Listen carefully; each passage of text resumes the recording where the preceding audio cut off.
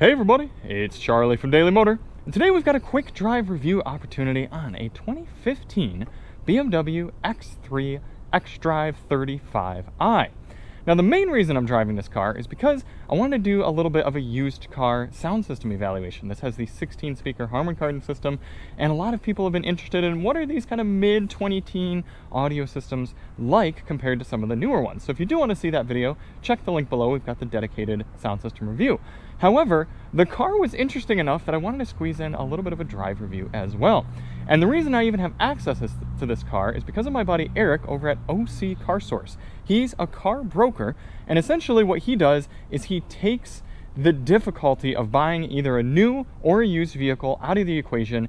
He's been selling cars and then brokering cars for something like 30 to 40 years. He knows exactly what's going on in the business, and he helps make the process simple. So he's going to save you money, and he's going to take out that tedious dealership experience that so many people unfortunately have to deal with. It's what we went through with buying Alyssa's Bolt UV, and I would happily never have to set foot in a dealership again if I could have somebody like Eric help me out. So if you're in the Southern California area, check him out. He can help you get anything from something like this used BMW X3 all the way up to, I know he's got a 911 Turbo S on consignment that he's selling. So he can pick up the car, drop off the car, help make your buying and selling process very, very simple. But either way, he was able to get this car for me, so I was able to review it. And it's kind of cool because the X3 has been sort of this more unsung hero of the BMW lineup for so many years. People love to talk about the X5. You got all the higher tech, and it's more comfortable, more luxurious, more capable. And then you got the X1 down at the bottom, more of an entry-level model. A lot of people are getting into those kind of cheap. And then, of course, the 3 Series and the 5 Series, all the great BMW sedans. But the X3, to me, has always been one of the BMWs that flies below the radar because you get a remarkably good chassis. This one gets you the N55 turbocharged inline-6 engine, making about 300 horsepower. And this one, even with 100,000 miles on it, is still quite healthy. And you get a remarkably competent tech package in here as well. I mean, I was testing the sound system. I've got USB, aux, Sirius satellite radio. I've got a hard drive built in, 16 speakers, really comprehensive listening experience, still with iDrive and navigation. And the packaging in the X3 makes sense for a lot of people as well. We open up the trunk here, still got a power liftgate, working very well on this nearly 10-year-old vehicle. This was an LCI, Life Cycle Impulse, update for the X3 back in 2015. Got a little bit of a track system going on here, and you still have all these little parts that you could put in and then move around the track system to lock things down. You got this underfloor storage going on. Fairly low load surface as well. I mean, this is down right above my knee. That's pretty cool. Some nets right here, some grocery hooks, a 40-20-40 split fold seat setup. So that goes down and gets you a remarkable amount of space back here. I'd like to see that. Got a power point and another place to kind of hook things down, although this looks like it is getting a little stretched out after nearly 10 years of use. I wonder if we've got remote start on this one. Let me see. I don't know if they did that back in 2015. Doesn't seem like it. The rear doors don't open very wide, so if you are loading car seats in, that's going to be a bit tough. And it does require a good amount of muscle to get those seats back up. But once you get in here, this one seems to have been maintained decently well, although it is missing one of the heated seat controls back here. Looks like it got pushed out. You do have a 12-volt and air vents and a flip-down armrest. Some cup holders, very German style. Nice handsome black and dark wood leather interior in this car though. Looking nice. Panoramic sunroof, I was surprised to see that. 2 of the speakers there for the Harman Kardon system. Take a quick look at the engine. Interestingly, you didn't have the double pull for the BMWs back in 2015. Hood struts still seem to be in good shape. And there it is, the N55. Tucked nicely down in there. It's still a handsome design too. I think the X3 looks cool. Got some M Sport wheels, definitely have some sort of M package on this car. M door sills. This is wearing quite a bit. That glue has sort of come off and that rubber bit's deteriorating. Seats are in decent enough shape. Looks like somebody who sat maybe with a sharp bit on their pants a lot, but we've got the crumb collector, memory seats, adjustable lumbar. It's pretty cool. Or not lumbar, side bolsters as well. We do have adjustable lumbar, but also the adjustable side bolsters. And then taking a look at this cabin, talk about physical controls. Physical controls for your audio, climate. The iDrive system is all rotary, no touch screen. Physical adjustments for your Sport, Sport Plus, and Eco Pro. Drive modes there for your camera, downhill descent control. Fairly small center console area here. And this seems to have loosened itself permanently, the little phone holder. Keep that closed. Some small cup holder action, a little 12 volt, and a CD and DVD player. How about the visors? Do they extend? They do. Not quite all the way, but decently. Let's bring it to life.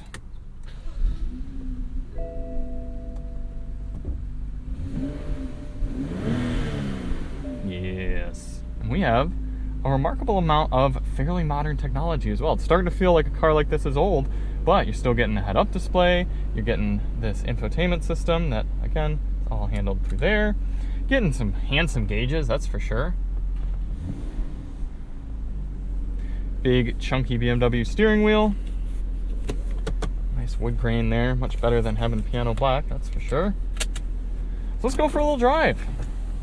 Oh, I am curious, does the sunroof still work properly?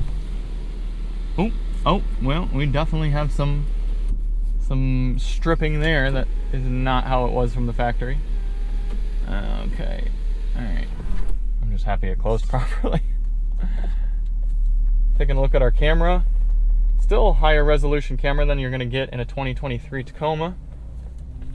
What's impressed me the most driving this X3 briefly today, and the main reason I wanted to film this review for you all, is this car's got 100,000 miles on it, 104,518, and it's pretty darn solid. Listen to some of this. I mean, I've reviewed new cars over speed bumps that make worse noises than that. We do have the fairly thin rubber band tires, so we're feeling a good amount of the kind of primary road imperfection coming through there. But this X3 has more steering input and feel and feedback than a modern BMW, that is for sure.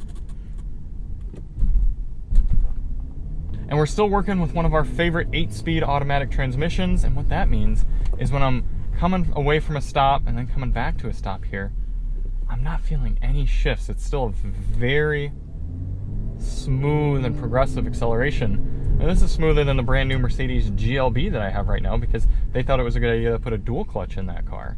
Just like BMW with the X1 and their dual clutch. Just because you get a few extra miles per gallon, then you get a herky-jerky start from every stop sign. This, oh, speed bump, even with 100,000 miles on it, very, very smooth.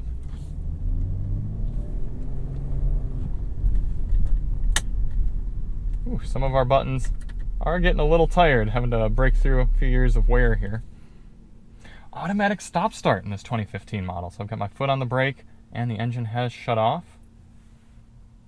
And we got auto hold as well. I mean, I know this isn't that old of a car, but for some reason, I mean, it's almost 10 years old. I'm used to used cars not having a whole bunch of features that new cars have, but this one, everything's working and it's there. It's really good.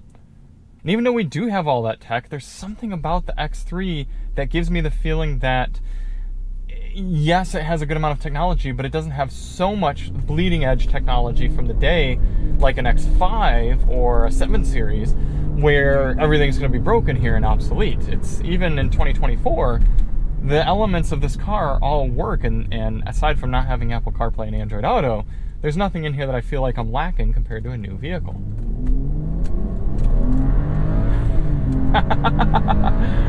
Woo! It still has most of its horses. You can feel them. When Car and Driver reviewed this car back in 2015, it did 0 to 60 in well under 6 seconds. It's pretty decent for a compact crossover of this size, and let's put it into sport mode. We won't go quite Sport Plus yet. We'll leave it in sport. Wait for that mid-20 teens relic, the Civic Coupe, to go around.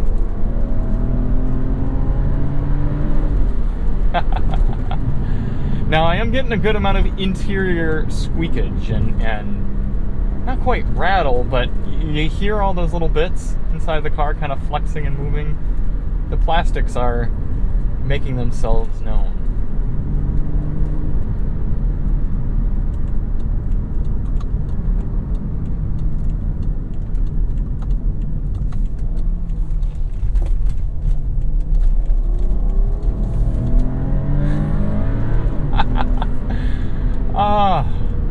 That is such a good engine and a good transmission.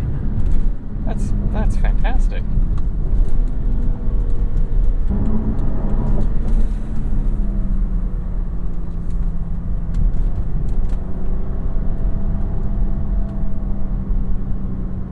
Suspension seems to really be holding up well after 100,000 miles as well. Now, to be fair, I don't know if it's had any suspension work. I'm assuming not, but you never know. Up here at highway speeds, this is a concrete section of highway, but you are hearing the road noise a little bit more than somebody might want.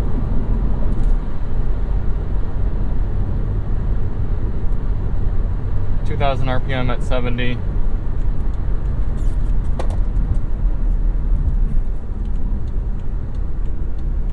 Again, nice, very simple head-up display in front of me telling me my speed and digital readout.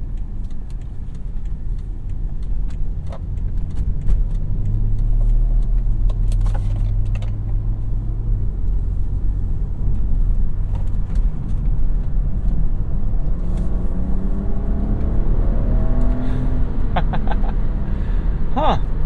I'm impressed. I'm impressed and surprised. This X3 is actually something I would consider picking up, and I didn't expect that getting in. In fact, I just recently drove a mid-2000, I think it was also a 2015, Mercedes-Benz C-Class, and the interior was eroding. All of the little plastic fake metal bits were peeling up, and the interior was, it was not a place I wanted to spend time. But this, yeah, it's got a little bit of that creakage, but all things considered, this still feels like a modern vehicle, and it's aged very nicely.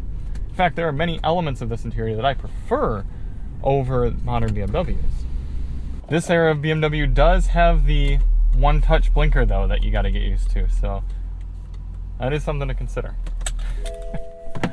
Cool. Well, thank you all so much for watching. Let me know if you'd like to see a few more of these kind of quick drive reviews like this on these older used cars. It's fun to do sometimes, and now that I'm working a little bit with Eric over at OC Car Source, I have access. So thank you all for watching, and we'll see you on the next one.